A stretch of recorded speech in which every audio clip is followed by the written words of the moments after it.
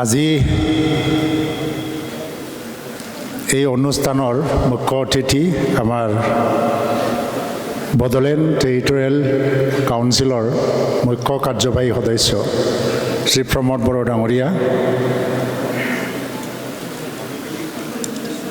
অসম চৰকাৰৰ special ADGP IPS Hiren Nath ডাঙৰীয়া, BTCৰ IGP সন্মানীয় বিবেক ৰাজ সিং IPS, ইয়াত উপস্থিত আমাৰ BTC EM ৰঞ্জিত বসুমতাৰী ডাঙৰীয়া, চাইখং বসুমতাৰী ডাঙৰীয়া, সজল সিনহা, আমাৰ সকলোৰে সন্মানীয় ৰাজ্যসভাৰ সাংসদ ৰণগৰা নাৰ্জাৰী ডাঙৰীয়া আৰু বিধায়ক লৰেন্স ইছলাৰী ডাঙৰীয়া আৰু অন্যান্য বিশিষ্ট অতিথিসকল, ইয়াত উপস্থিত national democratic front of Bodoland এটা সময়ৰ এক বিদ্ৰোহী সংগঠনৰ লগত জড়িত থকা এই আন্দোলনৰ সময়ত শ্বহীদ হোৱা পৰিয়ালবৰ্গলৈ মই প্ৰথমতে শ্ৰদ্ধা জ্ঞাপন কৰিছোঁ। आं सिगाङावनो खुलुमहरबाय। दिनै बड'लेण्ड टेरिटरियेल काउन्सिलनि दैदेननायाव मानगिरित प्रमोद बर'नि दैदेननायाव जेसेबां NDFB केडार्सफोर दङ,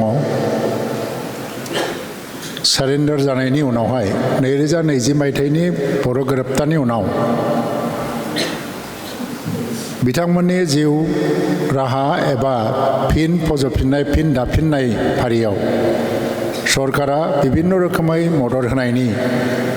जि हाबाफारि लादों, दिनै बेवहाय आरोबाव एक्स ग्रेसिया हिसाबै बे चेकखौ राननो थाखाय बे हाबाफारिखौ लानाय जादों। बेनि डिटेल्सखौ दहाय जोंहा हীरेन नाथ बिथाङा बुंनानै थांबाय आरो BTCनि चिफ बिथां प्रमोद बर' बिथाङाबो गावनि बिबुंथिनि गेजेरजों बुंगोन। आं बेनि सायाव गोबां बाथ्रा बुंनो लुबैया। गोजोन गोरोबथाखौ खालामनाय जादोंमोन बयनिबो सन्मति लानानै। आंहा दाबो गोसोआव दं, आं बै समाव एबसुनिबो सोद्रोमा नंलामोन 2020 मायथाइयाव आरो NDFBनि सोद्रोमाथ' नंखाया। नाथाय मोनसे बर' जेंनाखौ गोलाव समनि माहारिनि जेंनाखौ सुस्रांनांगौनि बेलायाव आङो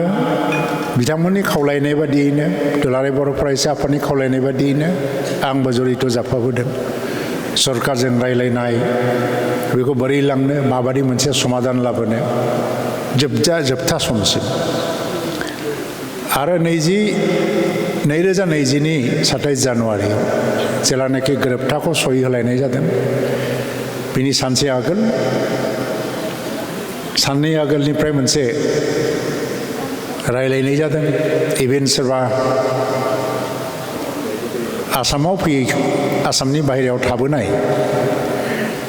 आरो बे सान्थि गोजोन माने गोरोबथानि प्रसेसजों जड़ित जाबोनो मोनै बाहेरायाव थाबोनाय मानसिफोरखौबो लाबोजोबलायलायनानै गोरोबथा खालामनायनि हाबाफारिखौ लानाय जादोंमोन। आरो बे रायलायनायफ्राव आं दङ। थ' दा दिनै जेलाव थानाय रन्जन दैमारि, गबिन्द बसुमतारी, फेरेंगा आरो बिदिनो गुबुन गुबुन दैदेनगिरिफोरजों ज' दुलाराय बर' फरायसा आफाद, दानि प्रमोद बर', मानगिरित प्रमोद बर', रणगोरा नार्जारी ज' रायलायलायनायाव बेखौ थांखि लानायनि आगोल गोबां बिथिंखौ सावरायलायनाय जादों।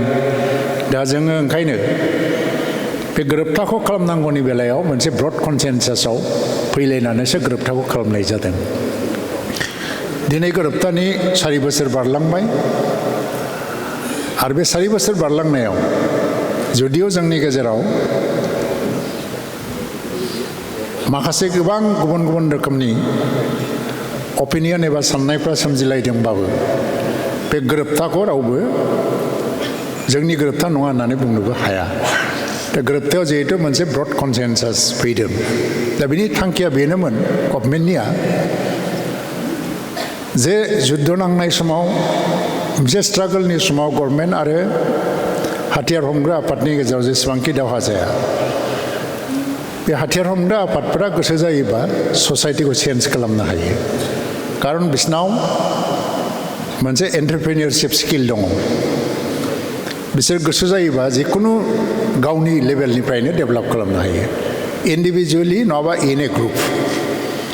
दा ओंखायनो गभर्नमेन्टआ मोनसे थांखि लादों मा स्किल आरो एन्टारप्रेनियरशिप बेखौ डेभेलप खालामनांगौनि सानस्रिखौ गोसोआव लानानैसो एक्स ग्रेसिया एबा रिहेबिलिटेसननि फान्डखौ जोङो होनांगौ दा बेबायदियै गोबां एनडिएफबि केडार्सफ्रा दिनैहाय एग्रिकालचारनिफ्राय लानानै हर्टिकालचार एबा गुबुन गुबुन बिजनेसाव एन्टारप्रेनियरशिप डेभेलप जानानै साक्सेसफुल जाबोदों सोरबा थिखा मावबोदों स' आंनि एपिला बेनो जे बे गोजोन गोरोबथाखौ ब्रड कनसेनसासाव जोङो खालामलायनाय जाबाय जेला बे गोजोन गोरोबथाखौ जोङो जाफुंहोनांगौ आरो जाफुंहोनो थाखाय बेसेबां बोसोर नांगौ जोङो बेनि थाखाय नाजालांबाय थानांगौ समा सोलायगोन साननायफ्रा सोलायगोन नाथाय गोजोन गोरोबथाजों जोंनि फिउचारा जड़ित जानानै दं स' जेसेबां मोनसे डेभेलपमेन्टनि प्रसेस गभर्नमेन्ट अफ इन्डिया लागोन बा आसाम गभर्नमेन्टआ लागोन जे रिसेन्टलि एडभान्टेज आसामाव गेलेफुजों क'क्राझारनिफ्राय रेल लाइन डेभेलप खालामनायनि मोनसे बाथ्रा फोसावजानाय जाहैबाय अश्विनी बैष्णबा फैनानै फोसावलांबाय फार्स्टिं सामथाइबारिनिफ्राय गेलेफुसिम भारतमाला लामाखौ बानायनाय जागोन आरो गेलेमफु माइन्डफुलनेस अफ सिटि बेखौनो लिंक लाखिनानै वर्ल्ड क्लास सिटिजों जोंनि ओनसोलावबो इनभेस्टमेन्ट डेभेलप जागोन बे फिउचारखौ नायहरनानै जोंनि इयुथ्सफ्रा दा फिउचारनि इक'नमि फिउचार डेभेलपमेन्टनि प्रसेस बेवहाय जों गासिबो फिट जाहैनांगौ थ' बेवहाय जोंनि एनडिएफबि केडार्सफ्रा जाय एक्स ग्रेसिया मोनबाय फिसा जुदि माने जोङो मिडियाम बा माइनर बे रोखोमनि स्किल बा एन्टारप्रेनियरशिप डेभेलपमेन्टआव खामानि मावनानै बे फैसाफोरखौ इनभेस्ट खालामोबा जोङो एमप्लयारबो जानो हायो एमप्लयमेन्ट जेनेरेसनबो खालामनो हायो इक'नमिक डेभेलपमेन्टबो खालामनो हायो फिउचारा जोंनि आखायाव जों बेखौ जोङो जोंनि आखायाव हमथानानै दोननो ना जोंनि आखाइनिफ्राय जों हगारसारनो बे जोंनि सायाव कारण डेभेलपमेन्टआ बाहाय जासिगोन गभर्नमेन्ट अफ इन्डियानो मोनसे प्लेनिंआव फैगासिनो दं रेलवे कच फेक्टरि फैनोसै स' फिउचार डेभेलपमेन्टनि जे गल बेखौ नांगौ बायदि लांनायाव जोंबो माने रल प्ले खालामनो जोंनि पार्टिसिपेशनबो थागोन जोंनि आखायाव जोंनि कन्ट्रलाव दोननो ना जों बेखौ हगारसारनो दा जुदि कन्ट्रलाव दोननांगौबा साफ्रोमबो इयुथ्सफ्रा आरो एनडिएफबि केडार जायफ्रानोखि दिनै एक्स ग्रेसियाखौ मोनगोन बिथांमोनखौ मोनसे खावलायनाय ग्रुप जानानै हक मानानै हक जे माइक्र' इक'नमिखौ कन्ट्रल खालामनायनि थाखाय एन्टारप्रेनियरशिप जे फिसा फिसा इक'नमिया जोंनि खाथियावनो जोंनि आखायावनो थानांगौ थ' डेभेलपमेन्टनि थाखाय खामानि मावनांगौ आरो बेवहाय जायफ्रा लिडारशिप बेखौ मेनेज खालामनांगोन गभर्नमेन्टआ स्किल डेभेलपमेन्टनि ट्रेनिंनि गासिबो लामाखौ होयो दा एकर्डनि गासैबो दफाफोरखौ मावफुंलांनाया जोंनि थांखि दा आरोबाव गोदानै सनितपुर बिश्वनाथथिं माखासे गामि हाबनो थांगासिनो दं आरो बे कन्टिनिउवास प्रसेस जेब्लासिम जोङो जाबाय होना अब्लासिम बे सोलिलांगोन आरो बे एसे गोबाव नाङो आरो दिनैहाय जेनेबा मार्टियार्स फेमिलि अलमस्ट एनडिएफबिनि मार्टियार्स फेमिलिफ्रा जोबनानै थांबाय दाखालिसो आसाम एसेम्ब्लियाव कुइसन फैदोंमोन बे हिसाबै दा गभर्नमेन्ट रेकर्ड मथे 592 मार्टियार्स फेमिलिफोरनो एक्स ग्रेसियाखौ होखांबाय 5 लाख करि आरो रिसेन्टलि बिटिआर गोरोबथानि सानाव होबावनायजों 636 मार्टियार्स फेमिलिया मोननो थांगासिनो मोनजोब्बाय लोगोसेयैनो जोबोद मोनसे मख'जाथाव बाथ्रा जे थांनाय बिएलडि आन्दलनावबो गोबां फरियाला मार्टियार्स जादोंमोन नाथाय बहुत कारनाव बिथांमोननि सासन समाव एक्स ग्रेसियाखौ मात्र 300ल' होलांनो हादोंमोन बिथांमोननि लिस्ट मथे 2600 मार्टियार्स फेमिलि दंमोन नाथाय स्क्रुटिनियाव इसेबां नाम्बार ओंखारहैयाबो जानोबो हागौ नाथाय दानि गभर्नमेन्टआ डक्टर हिमन्त बिश्व शर्मानि दैदेननायाव आरो प्रमद बर'नि दैदेननायाव जों गासिबो मार्टियार्स फेमिलिनो सन्मान सहकारै एक्स ग्रेसियाखौ होलांनांगौ बेनि मोनसे प्रसेसा दा जागासिनो दं बेनि थाखाय आसाम गभर्नमेन्टआ दाखालिसो मुख्यमन्त्रीजों चिफ मिनिस्टारजों रायलायनायाव देग्लायनि फाइनान्सियेल इयारावबो 10 कोटी थाखा एल'केसन होनानै दोनबाय मार्टियार्स फेमिलिनि एक्स ग्रेसियाफोरनि थाखाय दा बे हिसाबै मोनफ्रोमबो मार्टियार्स फेमिलिया डिप्राइभ जानाय नङा आरो गाव गावनि मोननांगौ एक्स ग्रेसियाखौ गभर्नमेन्ट पलिसि बायदि मोनलांगोन लोगोसेयैनो जे डेभेलपमेन्टनि जे मोनसे प्रसेसा इमान स्पिडआव फैदों जे बे जों मिथिस्लाबलायनो हायै हमथास्लाबलायनो हायै मोनसे सुइं जानो हमदों डेभेलपमेन्टआ दा जों जुदि कनसियास जाया साफ्रोमबो इयुथफ्रा जुदि लकेल इकनमिखौ गावनि आखायावनो कन्ट्रल खालामनानै दोननायनि खामानि जुदि मावाबा लामा सामायाव ओंखारबाय थानानै आन्दलन खालामबाय थानानै प्रतिबाद खालामबाय थानानै गासै समा बारग'लांगोन आरो जोंनि कन्ट्रल जोंनि ओनसोलनि कन्ट्रलानो जोंनि आखायाव थानाय नङा दा बे हिसाबै दा एनडिएफबिनि गासैबो केडार्सफ्रा दैदेनगिरिफ्रा बे बेलायाव मोनसे एग्जाम्पल सेट खालामनानै एरिया इकनमिखौ डेभेलप खालामनानै माइक्र' लेभेलाव जायफ्रानाखि बारा लेखा रोङाखै बा मार्जिनेलाइज फेमिलिनि न'खरनि परियालफोरनो सरकारि साख्रियावल' खारथिंबाय थायालासिनो जों गावनो गाव मोनसे लघु उद्योग बा माइक्र' इकनमिनि दारैहाय बे मानसिफोरखौ एमप्लयमेन्ट होनायनि मोनसे परिबेस गावनो गाव जुदि जों क्रिएट खालामनानै लानो हाया एसे फैगौ समाव जों हयतोबा डेभेलपमेन्ट आरो ग्रथनि जे स्पिड बे स्पिडखौ जों हमथास्लाबहैनो हानाय नङा दा दिनै बयबो जायफ्रानाखि एक्स ग्रेसिया मोनगोन आं बिथांमोननो आंनि गोसो सिंनिफ्राय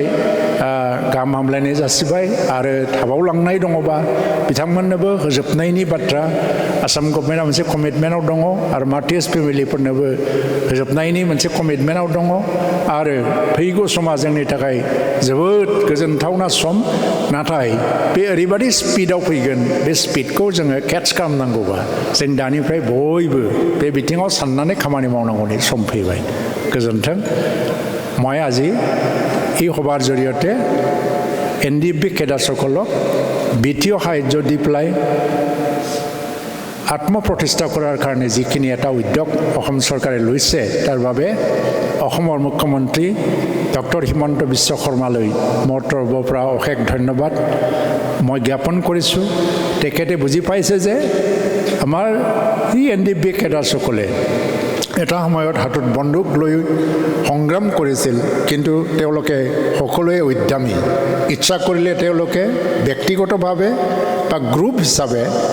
এই অঞ্চলৰ অৰ্থনীতিটো সলনি কৰিবৰ কাৰণে বহুতখিনি কৰিব পাৰে